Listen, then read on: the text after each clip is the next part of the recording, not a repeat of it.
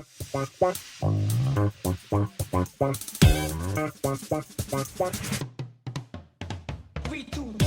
are starting with our bingo board. Here's today's bingo board. Again, shouts to Grace and Kelly for putting this together, thinking this up. Remember, as soon as you get 5 across, up, down, diagonal, whatever, send a message to either Grace or Christina in the chat box, because you have won bingo and you win the right to do something which we will tell you upon winning. So that is step 1, bingo. Here, you guys, this is it. This is our dino of the day. I figure since we're talking about museums, we're talking about dinosaurs, we're gonna go way back in time. We should start with arguably the most iconic, the Brontosaurus. This is it. This is our dino of the day. Brontosaurus. We're gonna talk about it a little bit. I know this is a big fan favorite, long neck sauropod. We got our little dude on there for scale. Your dino of the day is Brontosaurus. I'm excited to see these drawings, these renditions. Remember, please name your Bronto, whatever you want to give it as a name. I'm excited to see those later on. But more importantly, you know what's really messed up is there we go. More importantly, we're talking about museums today. Christina, on a scale of 1 to 10, how excited are you to talk about museums today?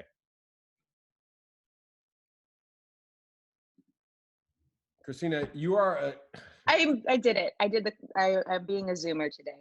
I said I usually at about an 11 out of 10 talk about museums, but I miss museums so much right now. It's at least a 13 out of 10. Yeah, I miss museums and I miss my friends. So I was like, yo, you know what we're gonna do? We're gonna talk about our favorite dino mounts in museums with my favorite museum dino nerd friends. So we have lots of special guests today. Let's talk about a lot of museums, a lot of different dinos. Let's get into it. But first, obviously, we have to play Dino or Not a Dino. Christina, who has earned the privilege today to pick who's playing?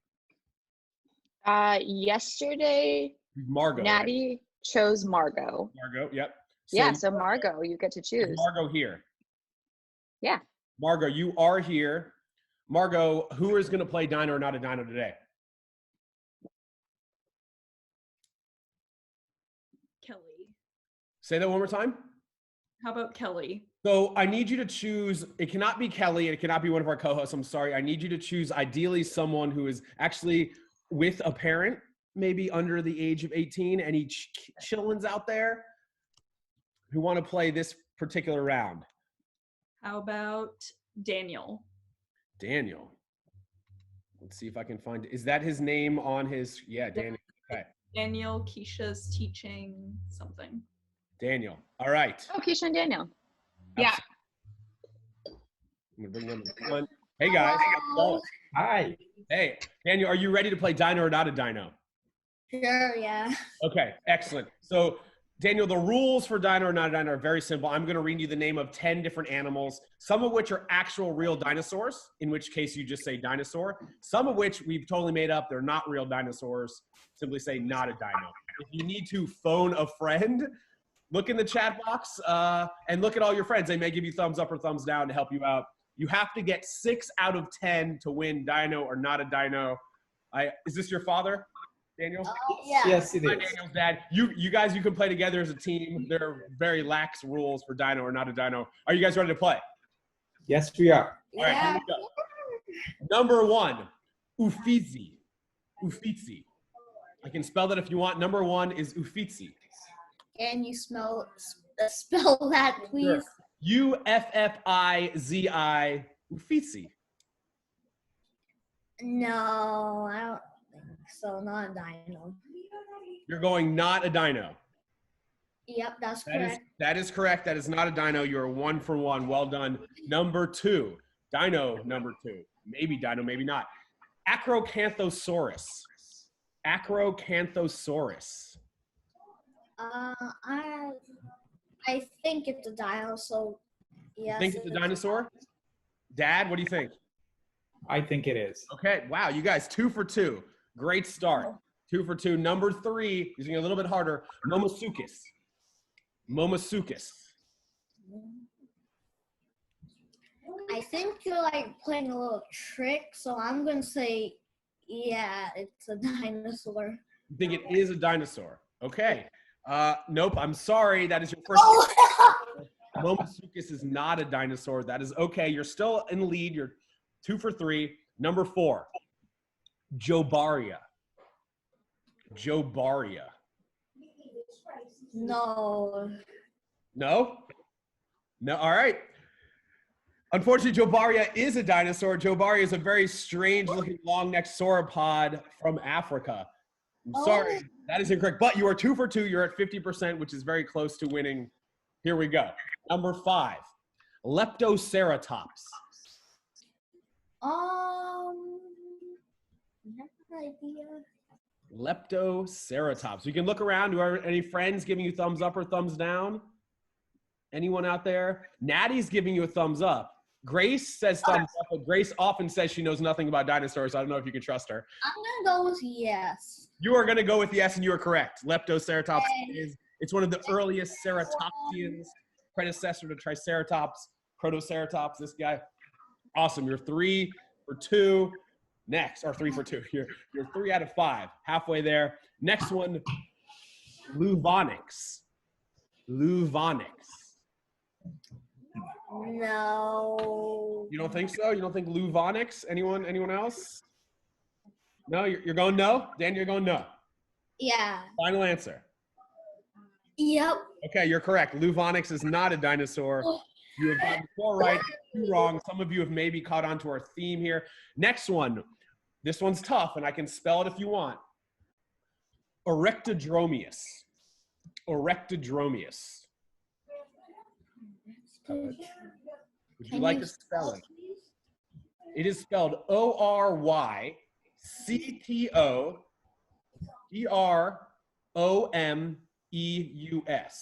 Erectodromius. Yeah. I think it's a dino. Think it's a dino. Mm-hmm.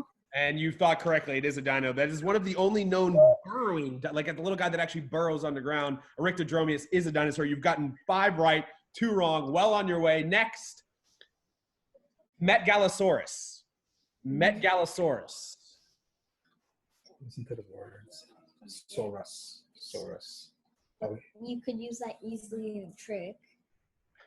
yes, you can. I like you guys are arguing. Metgalosaurus. I think it's not a dino. I think you are correct. Metgalosaurus is not a dinosaur. It is the Met Gala with a saurus at the end. Wow, you have gotten 6 right, 2 wrong. I think you've already won. We're going to keep the ball rolling. Next one, Tarbosaurus. Tarbosaurus. Not a dino again. Not a dino again. I'm sorry, Daniel. Tarbosaurus is a dino. It's one of the largest tyrannosaurs, just under the size of a T-Rex. Tarbosaurus. You've gotten 6 right, 3 wrong. You've already won. Let's end with a bang. The last one. This is a tough one. Again, I can spell it if you need me to. Guggenheimia. Guggenheimia.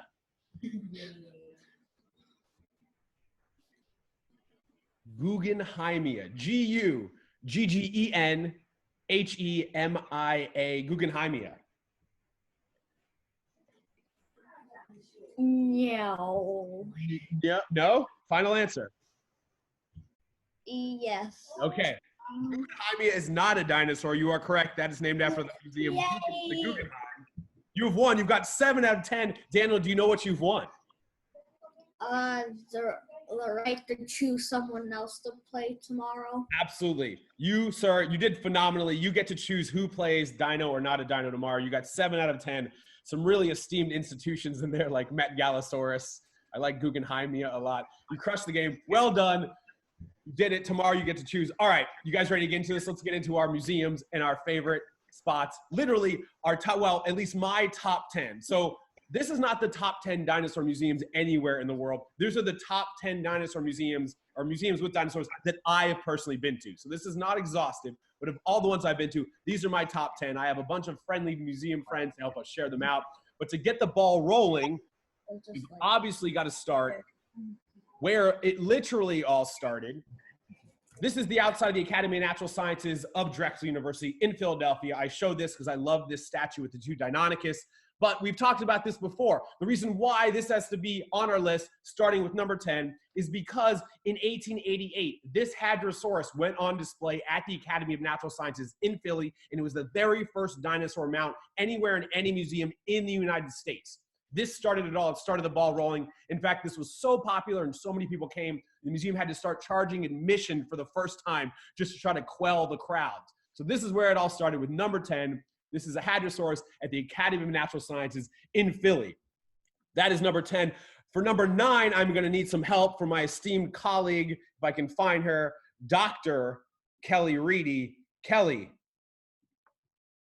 I'm going to unmute you. You're I unmuted myself. It gave me the option. So Kelly, what do you got for number 9? Where are we at? Where are we going? Number 9, we got the Australian Museum in Sydney, Australia, which is Australia's first museum. Wait, don't show the picture yet. Oh, I'm not going to. No, sorry. Go. Save it. Yeah, this is Australia's first museum, founded in 1827. It's huge, of course, because it's been around forever. It has 21 million objects in its collection, which is insane. And this was part of Dustin and I's world tour a few years ago. We went to London, we went to Australia, I went to Frankfurt. It was a great trip. But we did a storytelling workshop at this museum. And after the workshop, they were like, hey, do you want to see some weird stuff? Which is catnip, museum catnip. So then they took us into these storage areas. And like one thing we saw was a lot of taxidermy that was being repaired. Turned a corner at one point and there was this like broken kangaroo on a piece of plywood. It was crazy. It was terrifying. But then they wheeled out the real prize. Are you ready? I don't know if they're ready for it. The piece de resistance. Are we ready? There it is. Yep. Wow.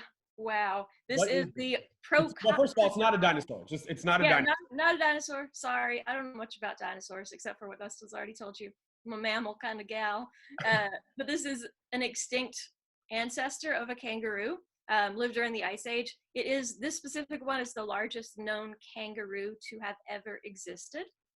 It's also perhaps the largest hopping mammal to have ever existed. Can you imagine this thing hopping? And if it's not haunting your dreams yet.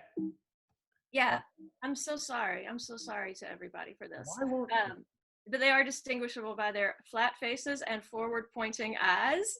Oh, Dustin, I wasn't ready for that. I didn't know that was a picture that existed. Anyone's ready for that. Its large buttocks are also noted in its Wikipedia article, which is the pinnacle of scientific information, as we know. It's too bad we don't have a view of those amazing buttocks. But yeah, this was the most horrifying thing I've ever seen in a museum, the most shocking museum experience I've ever had. And I still think about this thing regularly, just not at night. I try not to think about it at night. Same advice for you. Be careful. It really is like a Jim Henson fever dream situation. It's crazy. What is the name of this again? What's the species name? Procoptodon. Procoptodon. Procoptodon. Yeah. Megan is wondering how much they weighed. Ooh, I don't know that. I don't know either. None of my buttons are working there. Why none of my buttons on Keynote are working? That's very strange. I don't know how much it weighs. I mean, this is how big it is, right? So you can take your own guesses and ganders at it. Not really sure. If you are into very weird looking animals, check out Australian megafauna.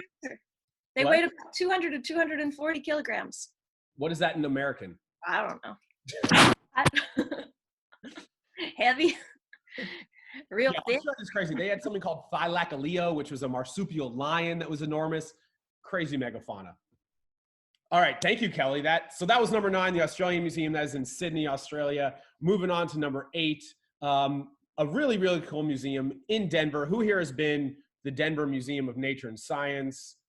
A lot of you guys have. So we talked about this here before, right? I really love the Denver Museum of Nature and Science, because it's in the Rockies, so it has a ton of dinosaur fossils, but it has a couple really cool mounts that are right across from each other. So this is a depiction of a stegosaurus protecting its baby stegosaurus from an allosaurus attack. And we absolutely know these types of interactions that happen. We've talked about this before because we have found, an allosaurus who was killed because a thagomizer, which is that 2-foot long, 3-foot long tail spike on the stegosaurus, impaled the allosaurus in its pelvis, leaving a giant gaping hole in its crotch bone, which became infected and killed it. So this is a real, A, that's just gnarly. But B, this is a really cool fossil because it's a depiction of animals like interacting as they may have done so millions of years ago versus just like a singular animal mounted on the wall.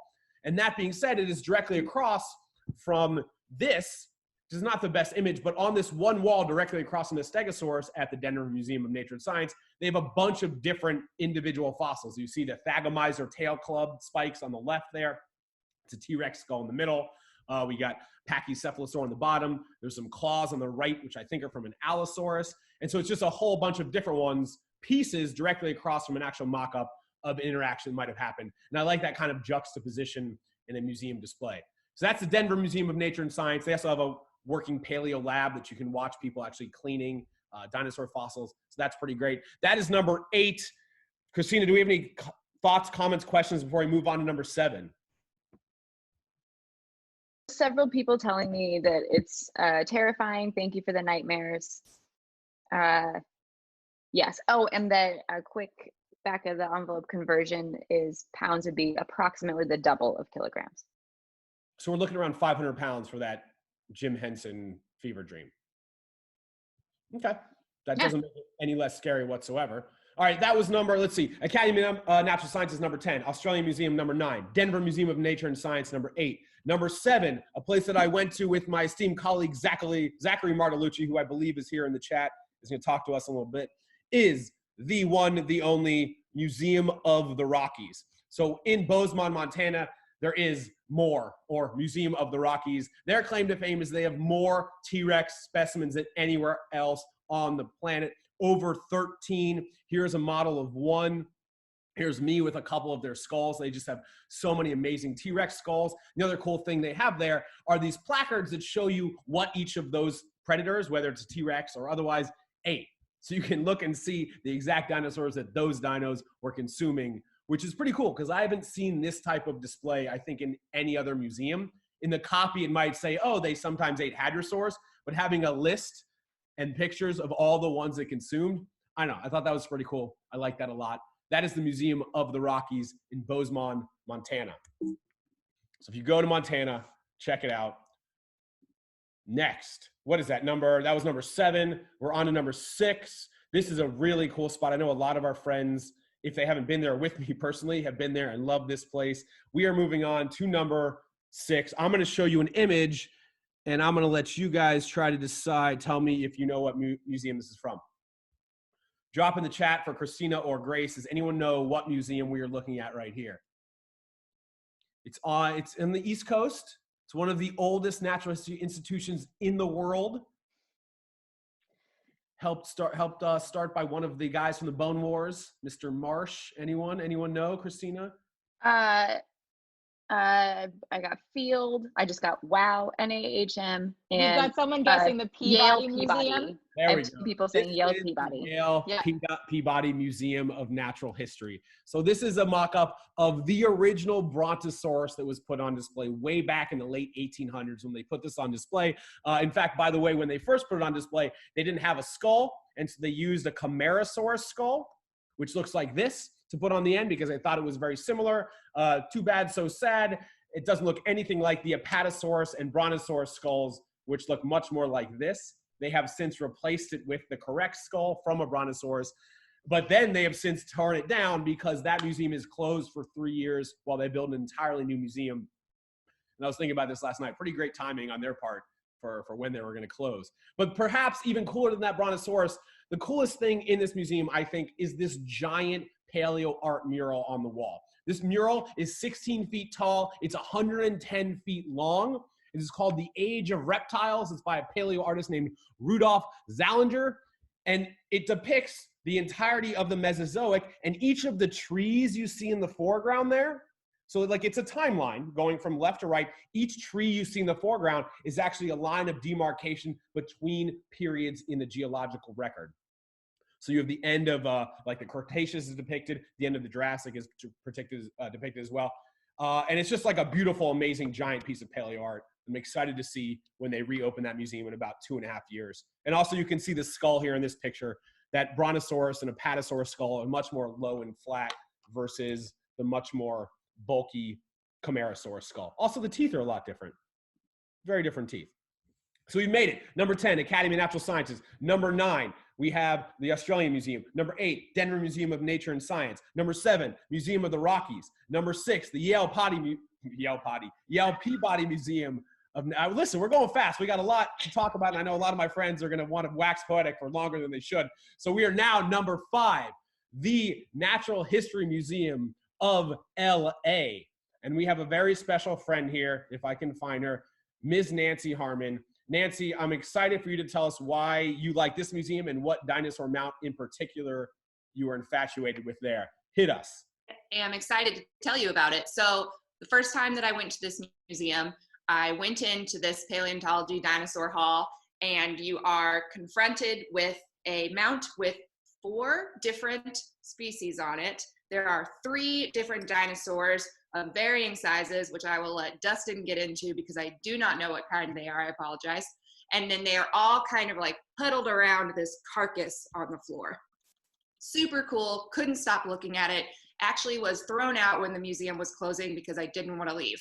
But one of my favorite things about the entire hall is that they have a soundscape. So when you walk in, you can listen to what it would have sounded like, and you hear the different noises of dinosaurs and the different noises of the environment that they were in, and it makes such a huge difference. It was so cool. And so a little bit of background, I created a software company where you can create mobile apps exclusively for museums. Soundscapes are something that I think should be included in all museum exhibitions. And so when I went into this, it was something that really piqued my interest in offering visitors an app where you could listen to the sounds of whatever it is that you were looking at in the museum. Love it. Love it. I love that museum too. So is this what you were talking about, Nancy? This where there's all these dinos around? Yeah. So yeah, there's 3, and then they're all kind of like over the carcass there in the middle. I love the spot so much. It's obviously a great photo spot. In fact, these are 2 different photos of me in the exact same spot about 1.5 years apart. That's how much I love that spot. You also may have noticed, if you ever go there, on the outside, there's this T-Rex fighting with the Triceratops, and that is based off of the skeleton on the inside, which is right there. Nancy, what is the name of your museum app company? Incurate. We're located in Chicago. That's where I am now. And we work with museums all over the globe, creating mobile apps so that you can explore while you're there and take self-guided tours, as well as download it when you're not there, which has been really important now, unfortunately.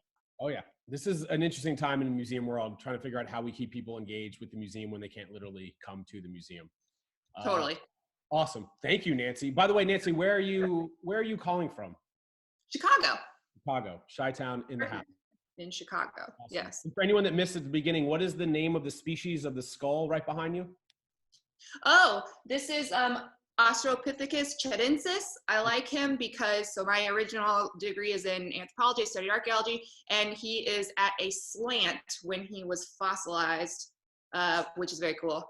Chidensis. An Australopithecine, so somewhat related to like Lucy, the first habitually upright human ancestor. Yes. Cool. Several million years before Lucy. Oh, this is before Lucy. This is before Lucy, yeah. Okay. So this is like not quite habitually bipedal yet, may have used 4 legs or 2, but not 2 all the time. Correct. Okay, cool. And Awesome. Nancy, before you go, people are asking what the name of your app is. Can you tell me so I can put it in the chat? Oh yeah, thanks. So it's Incurate, Encurate. When you type in Incurate into the Google Play or Apple App Store, you will actually see a list of all of our apps and the museums that we work with. Awesome, thank you. I've known Nancy for a few years now from museum conferences, and I like what your slogan is, like museum apps by museum people. Yes. Yeah. Yes. I think a lot of people outside the museum game try to get into the museum game, and it's hard to learn and speak the language. But Nancy, you're born. What's the bane? I was born in the darkness. I was 100. The darkness of a museum collection. Right. Exactly. All right. So that was number 5, the Natural History Museum of LA. Amazing spot. If you're in LA, you obviously got to check that out. Let's go to the other, not quite the other side of the world, but almost the other side of the world. Grace Astrove, are you excited to tell us about one of your faves of all time? Obviously, definitely one of my faves too. I'm super excited. Okay. Hold on. Let me know when you want me to bring up the images. You can bring it up. I can do it? Okay. Yeah. So this is part of the French National Museum of Natural History, which is incredibly old. So the what's great about the Natural History Museum in Paris is that it's inside this huge garden is too small of a term, this giant landscape area in Paris where there's a whole lot of different buildings, and it started in 1635, so everything's very old and beautiful.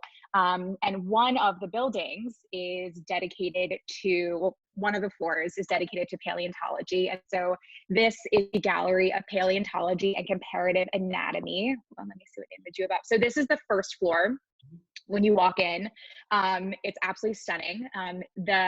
This gallery was started in the 1880s, and even though it has been updated and things have been added, what I love about it is when you step inside, it's like you're stepping into the late 19th century. It feels like nothing has changed in hundreds of years. I just think it's so beautiful and stunning. So right now we're looking at we're still on the first floor. Oh no, I think we're on the third floor now. But if you go onto the second floor, each floor is absolutely gorgeous. I mean, if you were in Paris, go. There's Dustin with his famous chapstick. By the way. And so basically when you're there, you can just literally wander around. It's not a traditional museum where you have a piece and a label and a piece and a label. It really is just gives you the opportunity to wander and explore. And the whole idea is that it's comparative anatomy and comparative paleontology. So you're seeing all of these things next to each other. It's absolutely incredible. So let's go up to the dinosaur floor. Yeah, it's just, there are so many great photos.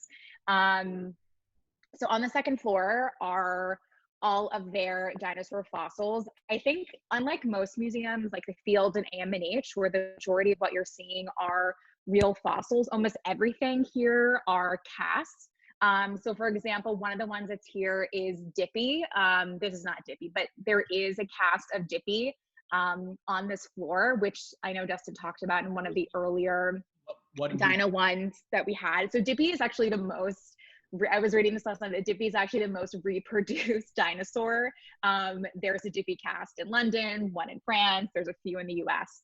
But anyway, the one that I really liked, do you have a photo of that one? Yes. So wait, Dustin, as everyone knows, I do not know much about dinosaurs. So what is this one called, Dustin? Carnotaurus. The Carnotaurus, or the horned dinosaur. I really liked him. It's a dinosaur that I'd probably seen before, but I didn't remember. So I thought the skull looked really cool.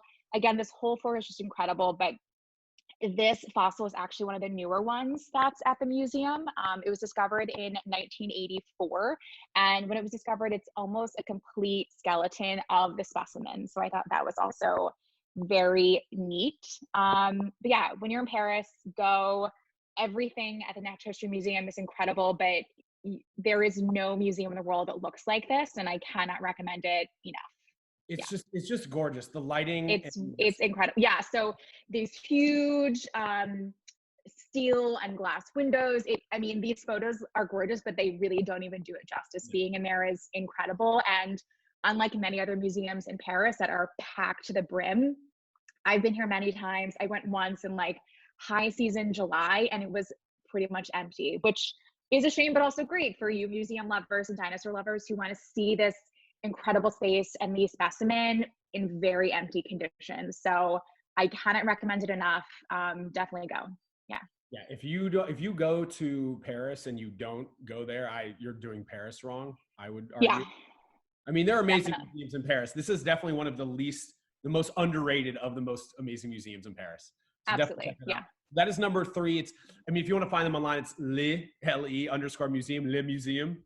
But yeah, so this is one building of multiple ones. Like there is a dedicated natural history museum in that same place is talking about. This is a different building. This is the comparative anatomy. Yeah. And there's one dedicated to gems and minerals. There's also 2 different huge greenhouses.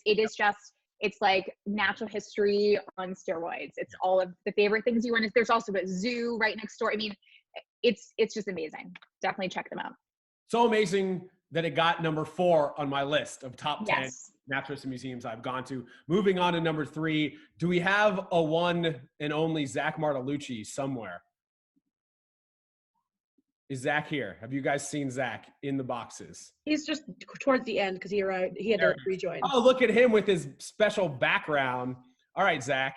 I'm going to spotlight you. Zach, I assume you're not at the museum because it's closed. I'm not, sadly.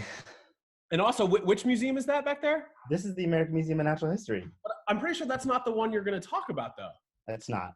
It's not. So you want me to bring up the picture? You want to go ahead, launch into it, Zach? Yeah.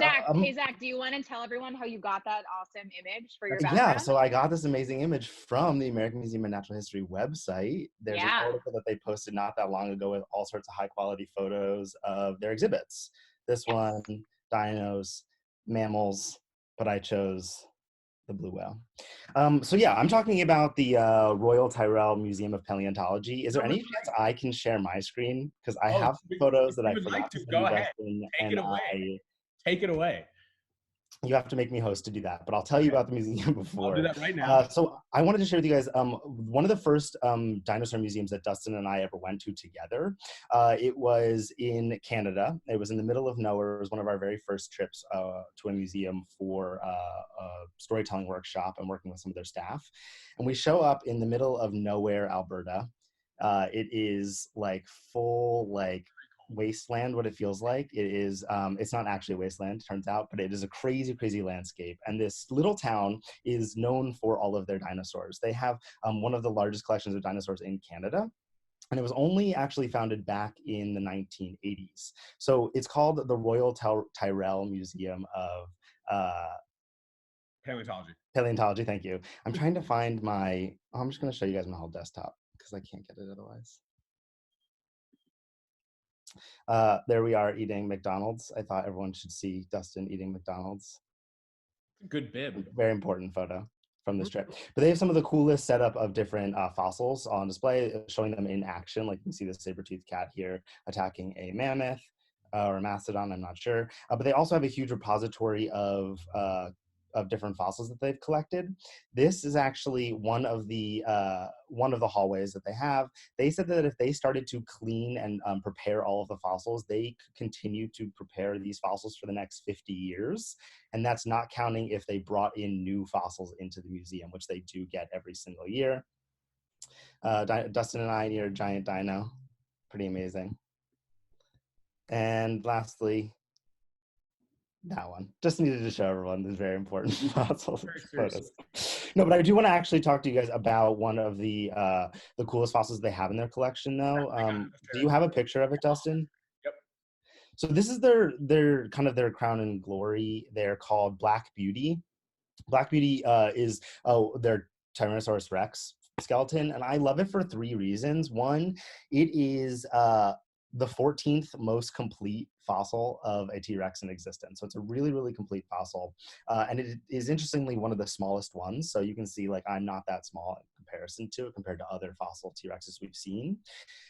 But the real reasons I love it are because you'll notice it's in a very different position than we're used to seeing T-Rexes displayed. We're seeing it in what we call like a death pose, where it's like, you know, literally as it was fossilized, it was kind of fossilized in this very strange curved shape.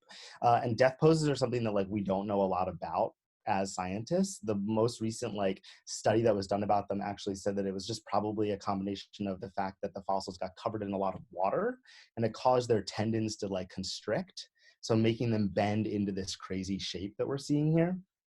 So I love the fact that they kept her in this crazy shape, and they kept her in her rock matrix. So all that rock around her is where she was actually found in, and that's actually how we get her name, Black Beauty. Her skeleton, and you'll notice all the rock around it is this like dark, shiny black color, which I think is crazy because you get to see like the process of how it was fossilized so much in this fossil. Yeah, I could talk about this obviously for a long time, but I'm gonna stop there. No, so it brings up a good point. Like the color of dinosaur fossils, we get them from this black all the way down to like tan, dark brown, like almost a rust color. And it all is dependent upon whatever minerals are in the earth and the groundwater around where it fossilizes, because those minerals replace the organic material in the bone. So whatever the colors and the minerals around where this thing died are actually take on the skeleton itself takes on those colors over time as it fossilizes. And that's why this is Black Beauty, based simply on the minerals in the earth around it. Zach, I'm gonna show you a couple other pictures you didn't show. Yes. Oh, I didn't show that one. Yeah. This one's pretty good. Zach is sitting next to some sort of sauropod leg. You'll notice I'm wearing my Dino T-Rex Christmas sweater from the Natural History Museum here back in New York City. This one. Just one more. I had to label it so you could find Zach. Can you guys find Zach in the picture there? Nice.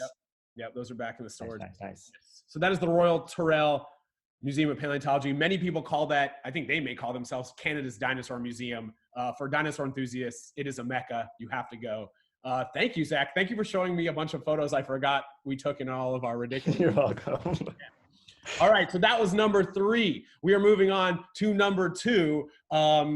Let's see, who could we possibly even think about talking to about one of my favorite museums, if not my favorite in the entire world? Ladies and gentlemen, a graduate of their graduate school, Christina Gustovich. Hi, Christina. Hi. Hi. Let us have it. Let us have it. Oh, yeah. Number 2.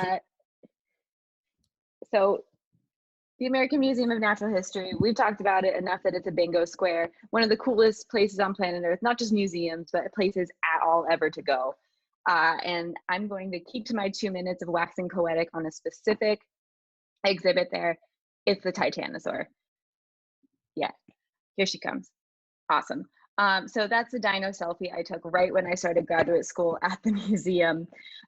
So when this thing first got to the museum in 2016, it was so brand new that it wasn't given a formal scientific name yet. It was just the Titanosaur. And then about a year later, which is when I took this picture, it got its official name, Patagotitan majorum. So the bones of this Titanosaur, which is the group of dinosaur it belongs to, were found in Patagonia.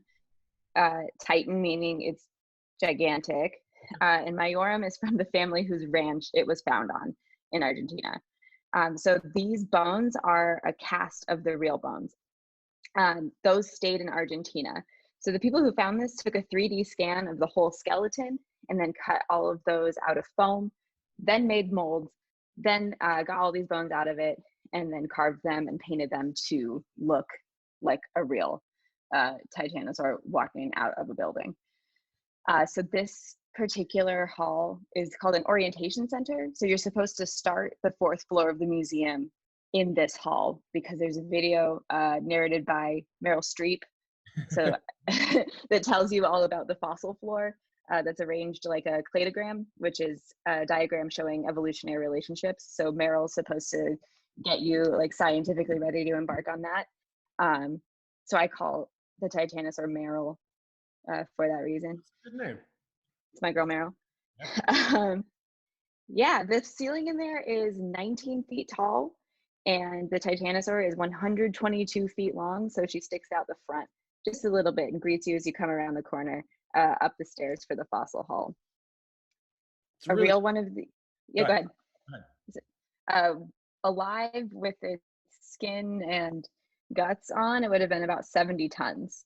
And I learned something really cool about this. They apparently have bones that are called cancellous, which means spongy and with air pockets in there.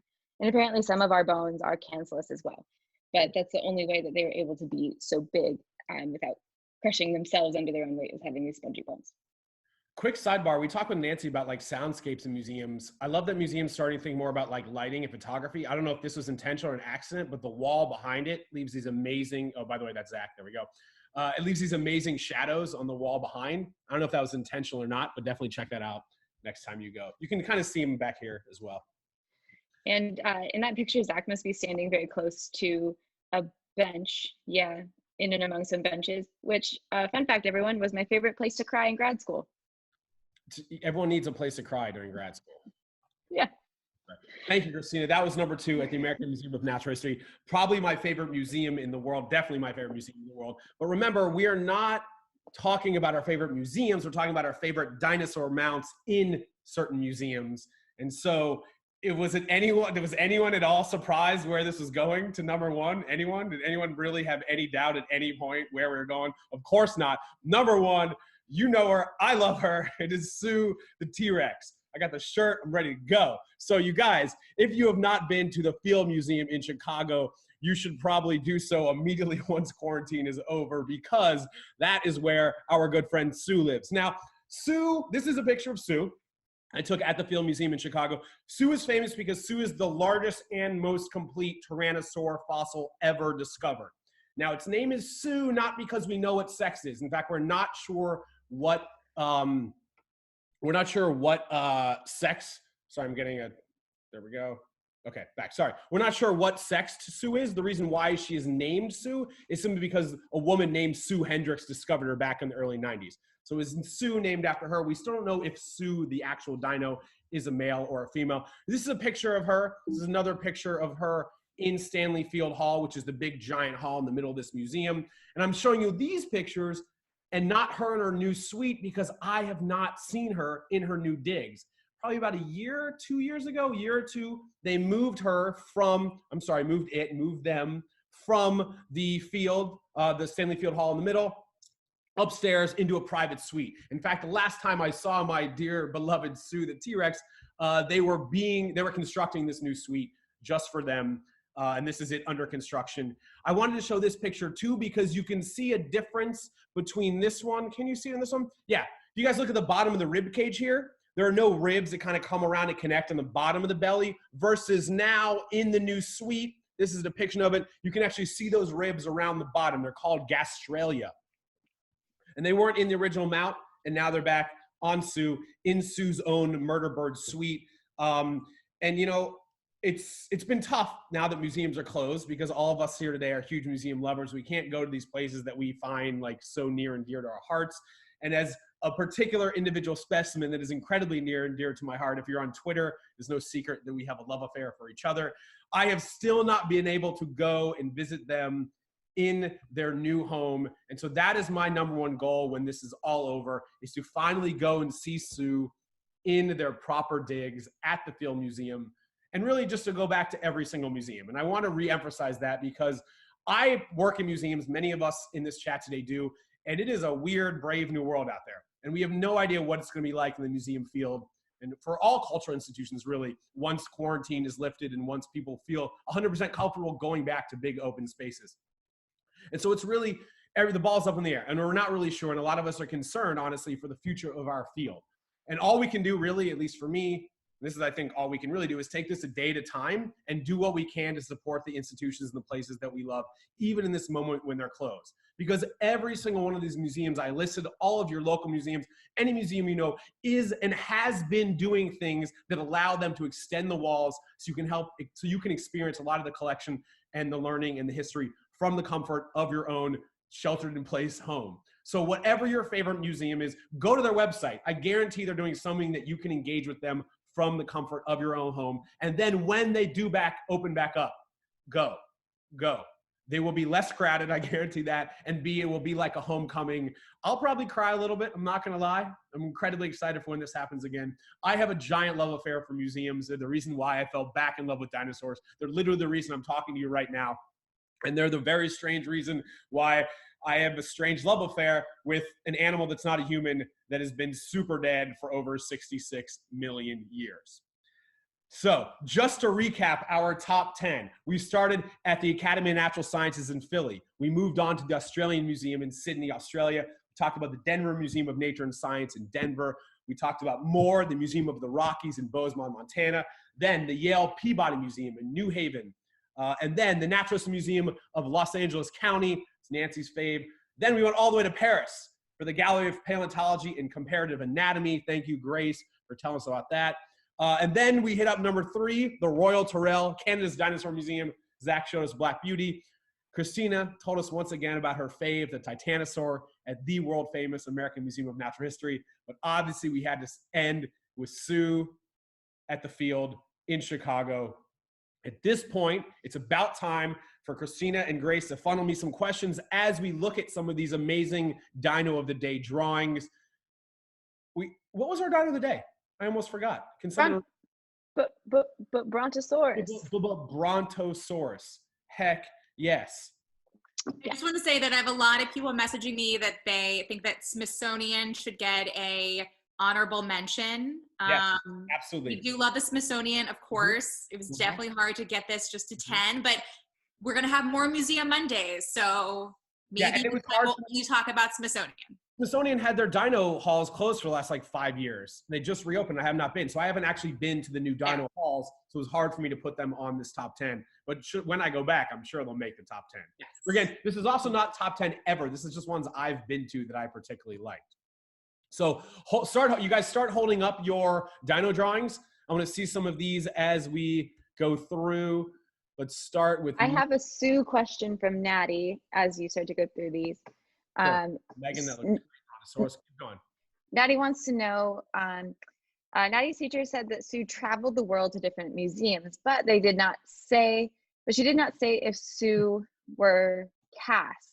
So when Sue does travel, is it a cast? Yes. So they've made a cast of Sue. In fact, there's a temporary exhibition that's simply called Sue the T-Rex that is now traveling to different museums. They're about to get it at the Frost Museum in Miami. In fact, I was supposed to go and do a bunch of work with them around it before all this went down. But yeah, so those are casts. So the original Sue is at the field. The skull you see is a replica. The actual one is also there. And that just makes it easier for scientists should they need to take it in the back and study it rather than having to take it off the entire mount. So yeah, that is a cast for sure. Kai wants to know, what are your top 3 must visit before you die museums? All like my top 3, including these. I mean, It doesn't say. What? Doesn't say. Doesn't specify. Top 3, you have to go to museums. You know what? So let's start in New York City. I'm gonna go the American Museum of Natural History #1. I'm gonna go the Met #2. I'm gonna throw in a Good answer. in there. I know, controversial, but Met, near and dear to my heart. I'm gonna tie. #4 is gonna be a tie between the field and the Gallery of Paleontology and Comparative Anatomy. Oh, Paris. so good. It's just so good. So good. Keep holding up those dino drawings. Loving these. Other questions? Yes. Well, first of all, like Julian. Dinosaurus, that's great. Julian and Julian told me several times, Julian got bingo.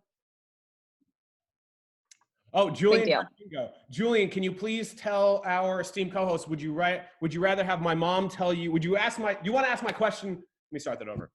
Would you like to ask my mom any question you want about me, or would you like to hear a story from the American Museum of Natural History? As we look at more, that's a great Bronto. I love that one, the big eyeball. That's really good. Keep holding up those Bronto drawings. Julian, can you hear us? Are you unmuted?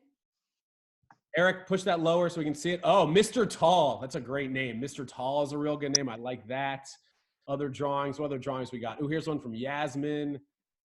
Michael wanted to mention Carnegie and Royal Ontario too, and also wants to know the top museums that you haven't yet visited. What is on your to-do list? Oh, that's a great question. Yeah, the ROM barely did not make it onto this list. Royal Ontario Museum in Toronto is amazing. You guys, these are amazing drawings. Look at these.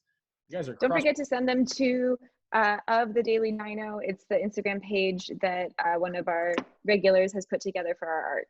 I'll put up the Please drop that in the chat box. We're running almost to the end here. You guys, these drawings, I wish I was nearly as good of an artist as all of you guys are. All right, so my must go to museums that I have not been to. I don't even know. That's a really good question. Grace, Christina, you guys are big museum people. Do you have ones that you? Yeah, so I very sadly was supposed to go to England right when this all started, and I was really looking forward to going to the Natural History Museum in Oxford because it just looks old and amazing, and I cannot wait to go when I can travel again. But that's definitely one sort of off the beaten path that I really want to go to. Cool, cool. One that I want to visit. Yeah. I was just in London and I spent all of my museum time at their Natural History Museum, and I didn't leave myself time for the Victoria and Albert. Oh, I really want to go. Go. It's so good. That's great. Yeah. It's similar to the Met. I mean, it's great. It's great. It's very different from the Met, but it's great. It's all right. I don't know if I agree with that. All right, let's see. We did our Q&A, we did our drawings, we did our recap. Any last thoughts or questions before I announce our very special plan for tomorrow? We've also got a shout out to the Cozy in Columbus. COSI. And wants everyone to know that they have a great dinosaur hall. So go visit that as soon as this is all over. Great point. COSI is the first. COSI, science sorry, center not Cozy. job- No, COSI is the first science center museum job I ever had. So that place is near and dear to my heart. I wouldn't be here talking science with you guys if it weren't for that institution. And yeah, they have basically it was taken straight from the American Museum of Natural History. It's a temporary exhibit with all of dinosaurs from AM&H that they have recreated and put in COSI. So yeah, that's a really cool spot. I love that. Definitely go to COSI. All right. Wow. We went long today, but that's fine because we are excited about museums. If you want to support this endeavor, drop me a couple bones. Dustin-Growick on Venmo. Otherwise, Grace or Christina, do you have any last thoughts before I announce what we're talking about and with whom tomorrow? I am just so excited. We did Museum Monday. Just to reiterate, I miss working in the museum. I'm at Natural History Museum in New York so much. So this was really fun. So I hope we do it again. But thanks for everyone for sharing your favorite dinosaur exhibits. Heck yeah. Christina? Julian, who won bingo, would you please send me a message to tell me which prize you would like to claim? So I can't announce what's happening tomorrow until he wins the prize, which is either a quick story from the American Museum of Natural History or my mom answering any question you have about me. Do we know? Julian, tell me. And I'm trying to find you so I can unmute you. All right, well, while we're waiting for Julian, I will announce tomorrow. You guys, what we're going to talk about tomorw is Hey, all Julian, things. Julian, you're unmuted. Can you hear us? Yes. Okay, go ahead. I want to know something about the Natural History Museum. Cool. Is there any particular area or type of animal you want to hear about? No, like just something. Just Something a really cool anecdote? Mhm. I think I can do that. Let's see. It's hard when you say the entire thing. What's a quick story I want to share with you? We could go with, here's one. So if you look at any of the American Museum of Natural History's social media platforms today, Twitter, on Instagram, they posted a picture of the Willamette meteorite, which is this meteorite that has all these kind of like holes in it. And the interesting thing about this fell originally somewhere in the Willamette Valley in Oregon, and a guy found it, built a shack around it, and then charged people $0.25 to come and see it. And then his neighbor, the Oregon Mining and Steel Company, sued him, claiming ownership, and won in court because there was literally a mile-long trench in the earth where he had dragged it from their property into his property before building the shack around it. That is entrepreneurship. That is the best lemonade stand ever. All right, you guys, this has been tons of fun. Museum Monday, we're gonna do this again. Tomorrow, though, we're gonna talk all things insects. We're gonna talk about which dinosaurs might have been insectivores. We're gonna talk about what insects may have looked like back in the time, or what we know about insects and what they look like during the time of the dinosaurs. And we are going to be joined by very special guests, an entomologist and a TV star. The one, the only Phil Torres is going to be joining us tomorrow. All about insects. Maybe we're gonna get into amber, insects and amber. What can we learn from those? He's gonna tell us about butterfly migrations and why he loves insects in the first place. Phil Torres tomorrow, all things insects. Now, I don't care if you're digging your nose for boogers or you're digging in your purse for loose change to pay admission to any of these world famous museums. Never stop digging. Happy Museum Monday. I'll see you tomorrow. I love you, Sue. Bye.